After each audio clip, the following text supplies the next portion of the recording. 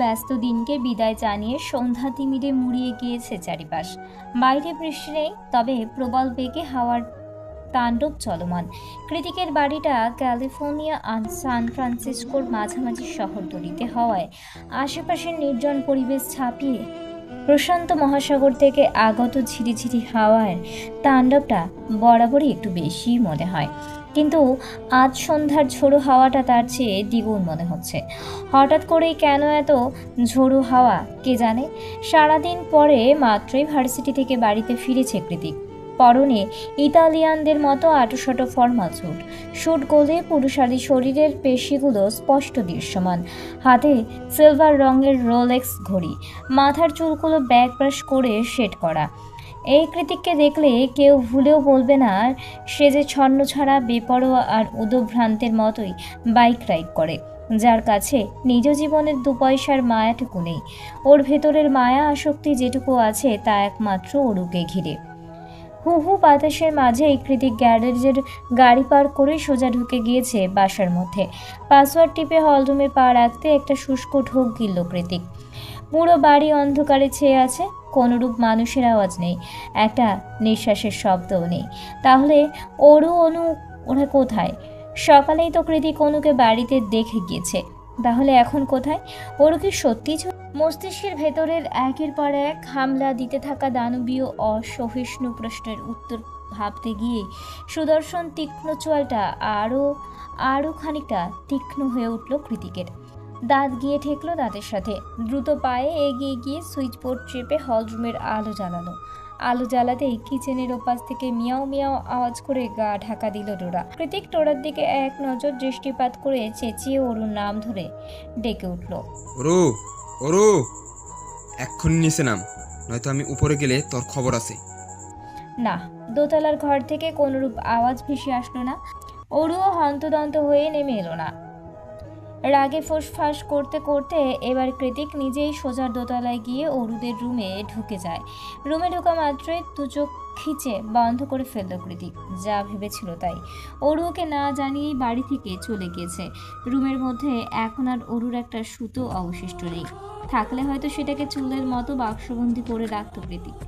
এই মুহূর্তে মস্তিষ্কের রাগ, জিদ, হিংস্রতা সবকিছু ছাপিয়ে ভেতরটা তীব্র দহনে পুড়ছে খুব। অরু কৃতিককে না জানিয়েই চলে গেল। কি করে পারলো এটা? বেশ কয়েক মিনিট পেরিয়ে গেল। বুকের ভেতরটা অনেকটা অক্সিজেন মিশ্রিত বাতাস ভরে নিয়ে চোখ খোলে কৃতিক। চোখ খুলতেই আবারও সেই অজানা হাহাকার। অরুর নেই, অরুর পায়ের নুপুরের রিনঝিন আওয়াজ নেই, অরুর শরীরের গন্ধ নেই, কিচ্ছু নেই, কিচ্ছু নেই। এই মুহূর্তে পুরো বাড়িটাকে মৃত্যুপুরী ঠেকছে কৃতিকের নিকট। ওর কেন যেন দম বন্ধ হয়ে আসছে ওখানে। শরীরের মাঝে কুণ্ডলি বাঁকিয়ে ওঠা তীব্র অস্থিরতা দামাতে একে একে কোট, টাই, ঘড়ি সব কিছু খুলে মেঝেতে ছুঁড়ে মারে কৃতিক। আজ আবারও বহুদিন বাদে সেই পুরনো বিষণ্ণতা এসে হানা দিয়েছে মস্তিষ্কে। মনে হচ্ছে এমন দমবন্ধকর পরিস্থিতিতে বেঁচে থাকার থেকে মৃত্যু শ্রেয়। যেহেতু কৃতিক অনেক আগের দিনের চলমান চিকিৎসার প্রভাবে আগের চেয়ে ভালো আছে, তাই আপাতত নিজেকে সামলে নিতে পারছে। তবু এসব কুচিন্তা ভাবনাগুলোকে দূরে ঠেলতে চায়ও, কিন্তু এই বদ্ধ রুমের ভেতরে এক ফোঁটা দম নেওয়ার উপায় নেই। তাহলে কি করা যায়? অতঃপর কিছু একটা ভেবে দ্রুত দোতলা থেকে নেমে আসে কৃতিক। নিচে গিয়ে বাইকের চাবি আর হেলমেট নিয়ে বেরিয়ে পড়ে কোনো এক অজানা গন্তব্যের উদ্দেশ্যে। ছোট মতো জীর্ণশীর্ণ কোনো ফ্ল্যাট নয়, অরুদের জন্য রেন্ট করা হয়েছে বিলাসবহুল এক অ্যাপার্টমেন্টের ভবন। অরুদের অ্যাপার্টমেন্টটা ভবনের 3 তলায় অবস্থিত। আজমেরি শেখ হার্টের রোগী, তাই খুব বেশি ওপরে নেওয়া হয়নি বাসাটা। সন্ধ্যা থেকেই সবকিছু গোছকাজ করতে করতে প্রায় রাত হয়ে গিয়েছে অনেক। ওরা 3 জন ছাড়া আজমেরি শেখের নতুন অ্যাসিস্ট্যান্ট রাজ হাতে হাতে অনেকটা সাহায্য করেছে সব কিছুতেই। ছেলেটা বাঙালি, দেখতে শুনতেও বাঙালিদের মতোই শ্যাম বর্ণের। স্বভাব চরিত্র মোটেও গুরুগম্ভীর নয়, কথায় কথায় হাসে, অন্যকেও হাসায়। আজমেরি শেখের মতো বিচক্ষণ মহিলাও তার কথাতে হাসতে বাধ্য হয়। রাজকে পেয়ে অনু অনেকটা নিশ্চিত ছেলেটা মায়ের ভালোই খেয়াল রাখতে পারবে। সেটা চোখ বন্ধ করে বলে দেওয়া যায়। রাজ প্রথমেই এসে যে কাজটা করেছে, অরুকে নিকনেম দিয়ে দিয়েছে পিচ্ছি পাখি। রাজের এমন লুতুপুতু ডাকে, তাছাড়া সে পিচ্ছিটা কোথায়? একটা বিবাহিত মেয়েকে পিচ্ছি বলে? আশ্চর্য। অরু যখন হিজিবিজি ভাবতে ভাবতে দাঁড়িয়ে থাকে, রাজের কর্মকাণ্ড পরখ করছিল, তখনই ওর পাশে এসে দাঁড়ায় অনু। কাঁধের উপর কনুই ঠেকিয়ে বলে, ছেলেটা বেশ স্মার্ট, কি বলিস? আসার পর থেকে কেমন সবাইকে মাতিয়ে রেখেছে। অরু মুখ ভেঙে বলে, স্মার্ট না চাই, আমাকে বলে কি না পিচ্ছি পাখি। তুই বল আপা, আমাকে কি পিচ্ছি মনে হয়? অরু অনুর মাথায় চাটি মেরে বলল, বোকামি, তুই আমাদের মধ্যে সবার ছোট, তাই আদর করে পিচ্ছি বলেছে। এতে গাল ফোলানোর কি আছে? অরু অনুকে সরিয়ে দিয়ে বলল, ও তুই বুঝবি না আপা, মন ভালো নেই, দূরে যা। এখানে না বোঝার কি হলো? আজিব। অনু আর কথা না বাড়িয়ে ঠোঁট উল্টে বিড়বিড় করতে করতে কিচেনের দিকে চলে যায়। অরু যেতেই রাজ অরুর দিকে ঘুরে তাকিয়ে বলে, এই যে পিচ্ছি পাখি, দাঁড়িয়ে না থেকে একটু হেল্প করলেও তো পারো। একা হাতে এতগুলো ওয়াল বোর্ড লাগানো যায়? রাজের কথায় অরু তেতে উঠে মুখ ঝামটে দিয়ে রুমে যেতে যেতে বলল, পারবো না, করলে করুন, না করলে ভাঙুন। অরু চলে যেতেই রাজ মুচকি হেসে বলে, হাউ কিউটি। রুমে এসে লাইট নিভিয়ে বিছানায় গা এলিয়ে দিল অরু। অরুর উদাস উদাস লাগছে খুব। কালকে তৈরি হওয়া বুকের মাঝের চিনচিনে ব্যথাটা এখন তীব্রাকার রূপ ধারণ করেছে। ঘুমানোর আশায় চোখ দুটো বন্ধ করলেই একটা অসম্ভব সুদর্শন রাগি রাগি মুখ এসে হানা দিচ্ছে চোখের পাতায়। কি চায় সে? কেন ঘুমাতে দিচ্ছে না? কেন বা বুকের বাঁ পাশে তীব্র ব্যথার কারণ হয়ে দাঁড়িয়েছে? কৃতিকের কথা ভাবতে গিয়েই অরুর আকস্মাৎ মনে পড়ে যায় ডোরার কথা। এখন অরু নেই, কৃতিক নির্ঘাত ডোরাকে বাড়ি থেকে বের করে দেবে। না না না, ডোরার কথা চিন্তা করে অরুর শোয়া থেকে উঠে বসলো। মনে মনে ঠিক করলো কাল ভার্সিটি হয়ে কৃতিকের বাড়ি গিয়ে ডোরাকে যত দ্রুত সম্ভব নিয়ে আসতে হবে। কিন্তু রাতেই বা কখন শেষ হবে, আর আগামী কালই বা কখন আসবে? অস্ফুট এই কথাটা উচ্চারণ করতেই আবারও চোখ মুখে বিষণ্ণতা ছেয়ে গেল অরুর। বুকের ভেতর সেই এক তীক্ষ্ণ চিনচিনে ব্যথা। অরুর কষ্ট হচ্ছে, অজানা কষ্ট। কিন্তু কার জন্য? বারবার মনে পড়ছে কৃতিকের মুখ থেকে উকড়ে আসা স্পষ্ট কথাগুলো। আমার জীবনের সবচেয়ে বড় ভুল কি জানিস? তোর প্রেমে পড়া। গুনে গুনে 12 বছরের বড় হয়েও কৃতিক অরুর প্রেমে পড়েছে। কথাটা ভাবতে শিহরিত হয়ে উঠেছে অরুর হৃদয়, মন, সবকিছু। হাজার চেষ্টা করেও কৃতিকের কথা মাথা থেকে সরানো যাচ্ছে না। না চাইতেও ওর মুখটা মনে পড়ছে বারবার। এ যেন মন মস্তিষ্কের এক তীব্র দোটানা। আর এই ভালো লাগছে না, এই উদাসীনতা। মনটা যে কি চাইছে নিজেও জানে না অরু। ওই জন্যই তো কৃতিককে না জানিয়ে চুপি চুপি চলে আসা, নয়তো কৃতিক সবার সামনে জিদের বসে কি না কি করে বসতো কে জানে। কৃতিককে নিয়ে অহেতুক ভাবতে ভাবতেই অরুর চোখ যায় রুমের পাশের টানা বারান্দার দিকে। অরু ভাবলো একবার বারান্দায় গিয়ে দাঁড়াবে, তাহলে যদি ভেতরের কষ্ট কষ্ট ভাবটা একটু কমে আসে। যেই ভাবা সেই কাজ। একটুখানি স্বস্তির আশায় এগিয়ে গিয়ে কাঁচ ঠেলে বারান্দায় গিয়ে দাঁড়িয়ে পড়ল অরু। সঙ্গে সঙ্গে একরাশ দমকা হাওয়া এসে চোখে মুখে আঁচড়ে পড়ল ওর। এই রুমের বারান্দাটা ভবনের একেবারে পেছনের দিকে। পেছনের রাস্তাটাও নির্জন।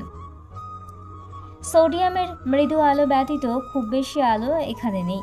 মানুষজনের আনাগোনাও তাই বেশ কম, যাকে বলে নিরিবিলি পরিবেশ। নিরিবিলি পরিবেশের সাথে আজ বাইরের তীব্র বাতাসের তাণ্ডব নৃত্য চলছে। কি জানি কৃতিক কি করছে? মনের মধ্যে হাজারটা প্রশ্ন উকি দিতেই অরু মিনমিনিয়ে বলল, কি আর করবে, হয় কানে হেডফোন গুঁজে ড্রাক রোম্যান্টিক অডিও বুক শুনছে, নয়তো বাইক নিয়ে রাইডে বেরিয়েছে। বোরিং লোক একটা। বিড়বিড়িয়ে কথাটা বলে হাত দিয়ে বারান্দার কার্নিশে ভর করে মাথা নুইয়ে সোজা নিচের দিকে চাইল অরু। নিচে যাওয়ার সঙ্গে সঙ্গে মাথা ঘুরে উঠল ওর। নিজেকে ভুল প্রমাণ করতে সোজা হয়ে দাঁড়িয়ে কয়েকবার চোখের পলক ছেড়ে পুনরায় নিচের দিকে তাকালো অরু। দেখলো অরুর দৃষ্টি বরাবর বাইকে হেলান দিয়ে ওর দিকে তাকিয়ে আছে কৃতিক।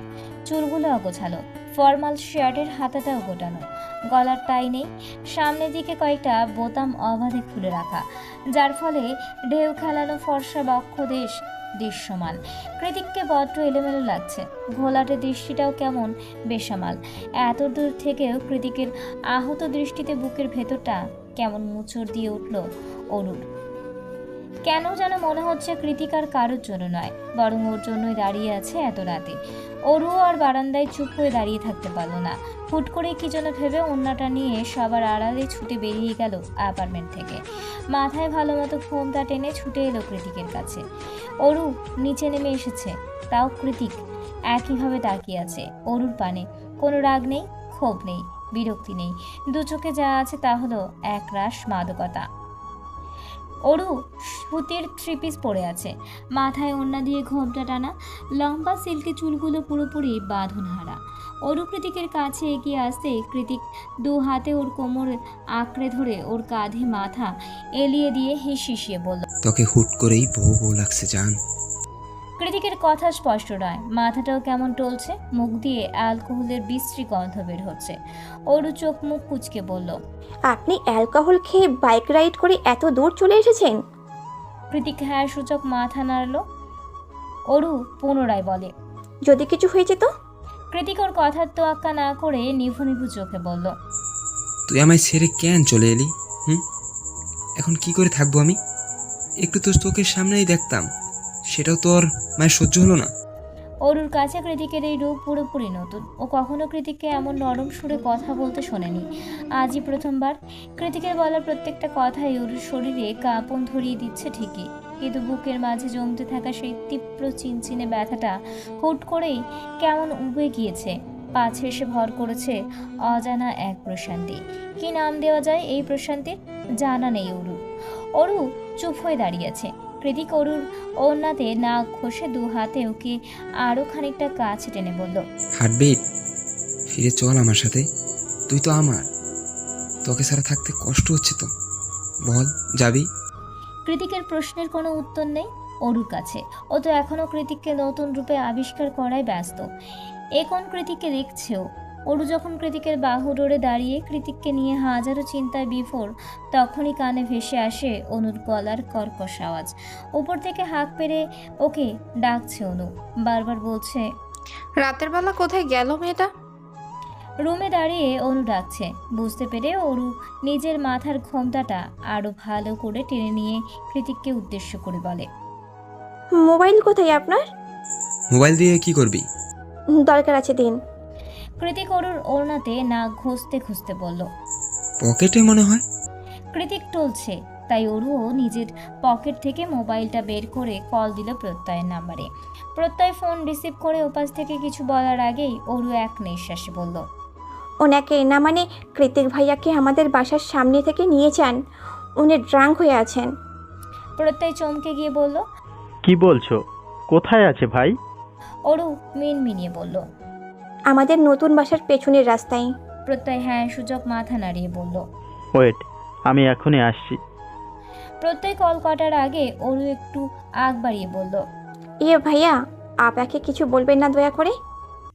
প্রত্যয় একটা দীর্ঘশ্বাস ছেড়ে জানায়, যদিও বা কৃতিক ভাই এসবে পরোয়া করে না, তবুও তুমি যখন বলছো তখন বলবো না। অরু স্বস্তির নিঃশ্বাস ছেড়ে ফোন কেটে দিয়ে কৃতিককে বলল, আপনি থাকুন, আমি আসছি। আবার তখন থেকে ডাকছে, দেখে ফেললে সর্বনাশ হয়ে যাবে। কৃতিক এদিক ওদিক মাথা নাড়িয়ে ঘোর আপত্তি জানিয়ে বলে, কোথাও যাবি না, তুই আমার সাথে ঘুমাবি এখন। ঠিক সেই রাতের মতো তোকে বুকের মধ্যে নিয়ে ঘুমাবো আমি। কৃতিকের কথায় অরু মনে মনে বলে, আপনি স্বাভাবিক থাকলে এমন আচরণ করেন না কেন বলুন তো? এমন ব্যবহার করলে তো আমি কবেই আপনার প্রেমে পড়ে যেতাম। নতুন সূর্যের উদয় হয়েছে ধরণীতে। কৃতিকের বাড়িটা যেমন পুরোপুরি নির্জন নিরিবিলি, ঘুম থেকে উঠলে মনে হয় মৃত্যুপুরী। এখানে মোটেও তেমনটা নয়। সকাল সকাল বেশ ভালোই গাড়ি ঘোড়া মানুষজনের শোরগোল শোনা যায়। নতুন পরিবেশ, তাই খুব সকাল সকালই ঘুম ভেঙেছে অরুর। ঘুম ভেঙেছে কথাটা অবশ্য পুরোপুরি মিথ্যা। কাল রাতে এক ফোঁটাও ঘুম হয়নি অরুর। সারা রাত এপাশ ওপাশ করে কাটিয়ে দিয়েছে, আর এখন ঘুম থেকে উঠেই রেডি হচ্ছে ভার্সিটিতে যাওয়ার উদ্দেশ্যে।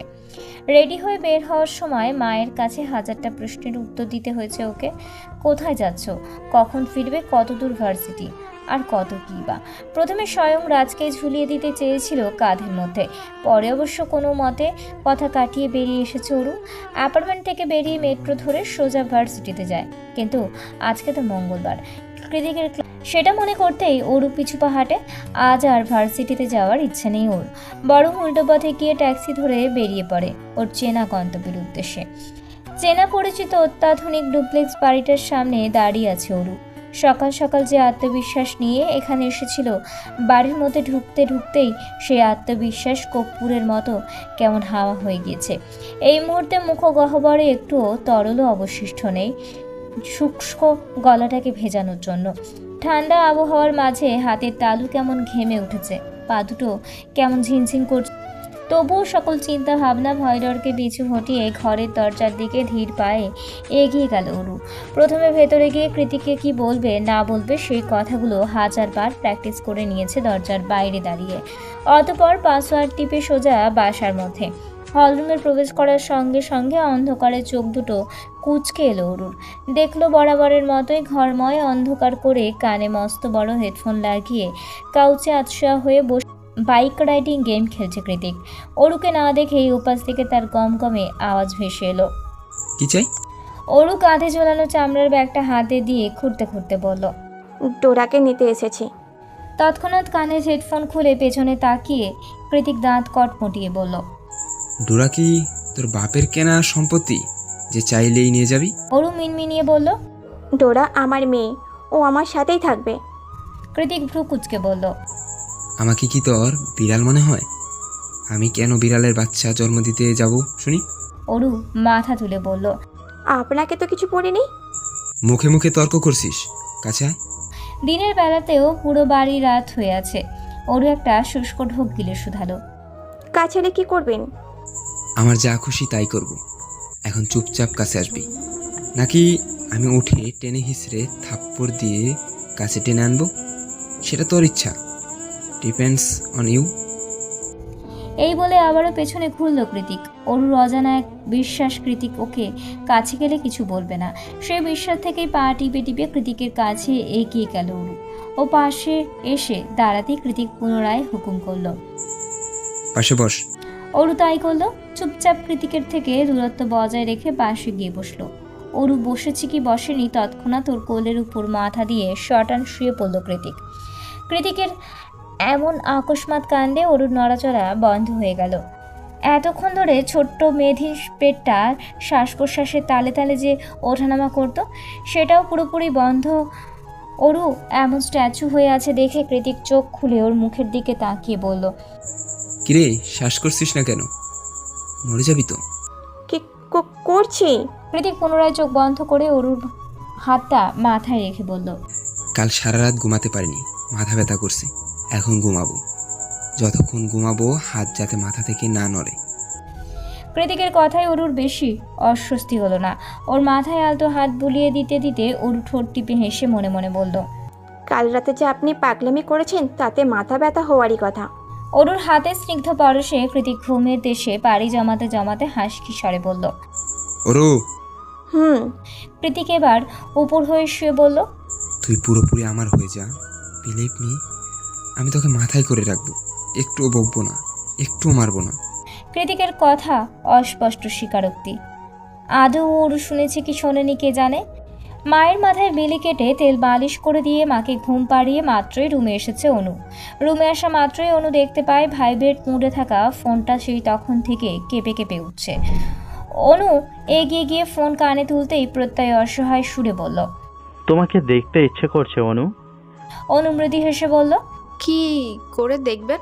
এখন তো আর হসপিটালে যেতে হয় না। ক্যাফের জবটাও মায়ের ভয়ে ছেড়ে দিয়েছি। মা এসব একদম পছন্দ করে না। প্রত্যয় ত্যক্ত হয়ে বলল, আমি তোমাকে দেখতে চাই, ব্যাস। কিভাবে দেখা করবে সেটা আমি জানি না। অনু একটু ভেবে বলল, দেখি গ্রোসারির কথা বলে বের হতে পারি কিনা। পারলে জানাবো আপনাকে, হয়তো সাথে করে ওরকে ধরিয়ে দেবে মা। প্রত্যয় হেসে জবাব দিল। No problem. মনে মনে বলল, ভাইকে ম্যানেজ করে নিয়ে আসতে পারলে ওরও অটোমেটিক ম্যানেজ। সারাদিন পার করে গোধূলি লগ্নে ঘুম ভাঙল কৃতিকের। আড়মোড়া ভেঙে চোখ খুলতেই চোখের সামনে ভেসে উঠল ঘুমন্ত এক মায়াপুরী স্নিগ্ধ মুখশ্রী।